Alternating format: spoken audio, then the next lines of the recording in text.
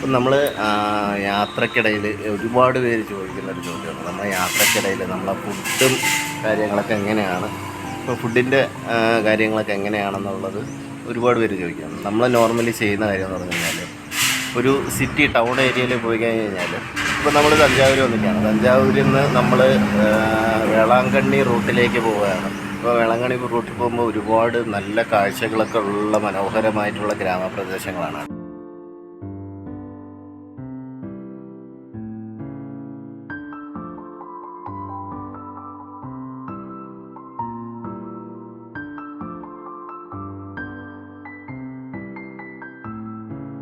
ഗ്രാമപ്രദേശങ്ങളിലൂടെ പോകുമ്പോഴത്തേക്ക്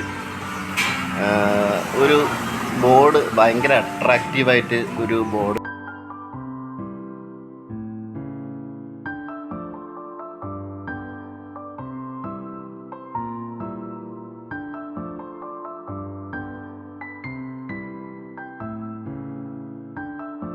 ഒരു ബോർഡ് ഉണ്ട്. അപ്പോൾ ആ ഒരു ബോർഡ് കണ്ടിട്ട് ഇവിടെ കയറി നോക്കിയതാണ്, ഈ ഒരു കടയിൽ കയറിയതാണ്. നമ്മൾ വലിയ കോസ്റ്റ്ലി ആയിട്ടുള്ള ഫുഡ് കാര്യങ്ങളൊന്നുമല്ല. ഓക്കെ,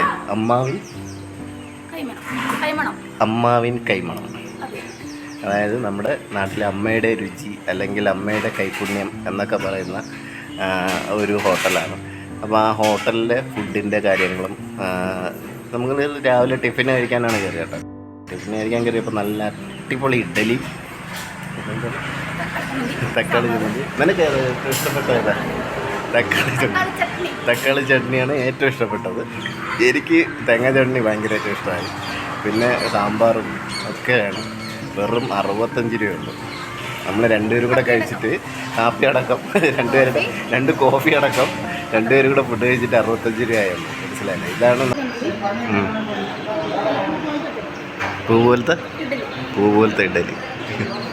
നമ്മുടെ സ്റ്റൈൽ ഓഫ് ലിവിങ് അല്ലെങ്കിൽ നമ്മുടെ സ്റ്റൈൽ ഓഫ് ട്രാവൽ എന്ന് പറഞ്ഞു കഴിഞ്ഞാൽ, പ്രത്യേകിച്ച് തമിഴ്നാട്ടിൽ കൂടി തമിഴ്നാട്ടിൽ വരുമ്പോൾ നമുക്ക് സത്യം ഒന്നും അറിയാത്തവരെ പോലെ എന്താ പറയാ, ഭയങ്കര ടേസ്റ്റ്, അത്രയും രുചിയാണ് അത് കഴിക്കാനായിട്ട്. അപ്പോൾ നമ്മൾ ഭയങ്കര ടേസ്റ്റാണ് കേട്ടോ. തമിഴ്നാട്ടിലെ ഇന്നർ റീജിയനിലൊക്കെ നമ്മൾ ഫുഡ് കഴിക്കാൻ കയറി കഴിഞ്ഞ് കഴിഞ്ഞാൽ ഭയങ്കര ടേസ്റ്റാണ്. അപ്പം അത് അത്യാവശ്യം എല്ലാവർക്കും എങ്ങനെയാണെന്ന് അറിയത്തില്ല, നമുക്ക് ഓക്കെയാണ്. അതെ അതെ അതെ, തീർച്ചയായിട്ടും. വലിയ വലിയ കടകൾ നോക്കിയിട്ട് കയറുമ്പോഴത്തേക്കാണ് പല പ്രശ്നങ്ങളും ഉണ്ടാകുന്നത്. ചെറിയ നാട്ടുപ്രദേശത്തുള്ള ചെറിയ ചെറിയ കടകൾ നോക്കി കയറുകയാണെങ്കിൽ തീർച്ചയായിട്ടും നിങ്ങൾക്ക് ഇഷ്ടപ്പെടും എന്ന് തന്നെയാണ് നമ്മുടെ വിശേഷം.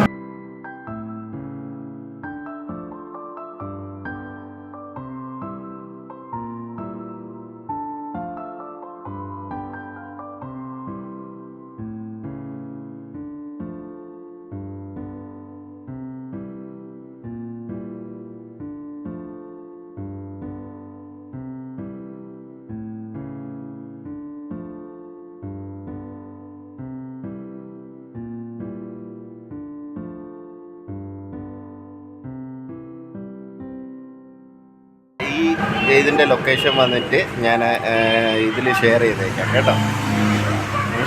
ഇതിൻ്റെ ലൊക്കേഷനും കൂടെ ഞാൻ താഴെ പിൻ ചെയ്തേക്കാം. അപ്പോൾ നിങ്ങൾക്ക് തീർച്ചയായിട്ടും ഈ റൂട്ടിലൊക്കെ വരികയാണെങ്കിൽ തീർച്ചയായിട്ടും നിങ്ങൾക്ക് കാണാൻ പറ്റും. അപ്പോൾ കോടികൾ വിലമതിക്കുന്ന കുതിരകളുള്ള ക്ഷേത്രത്തിൻ്റെ വിശേഷവുമായിട്ട് നമ്മൾ അടുത്ത വീഡിയോയിൽ കാണും കേട്ടോ. അപ്പോൾ നമ്മുടെ വീഡിയോ ഇഷ്ടപ്പെട്ട് കഴിഞ്ഞാൽ ഒന്ന് ലൈക്ക് ചെയ്യുക, വീഡിയോ ഇഷ്ടപ്പെട്ടില്ലെങ്കിൽ ഡിസ്ലൈക്ക് ചെയ്യുക. നിങ്ങളുടെ അഭിപ്രായങ്ങളും നിർദ്ദേശങ്ങളും ഞങ്ങളെ കമൻറ്റായിട്ട് അറിയിക്കുക.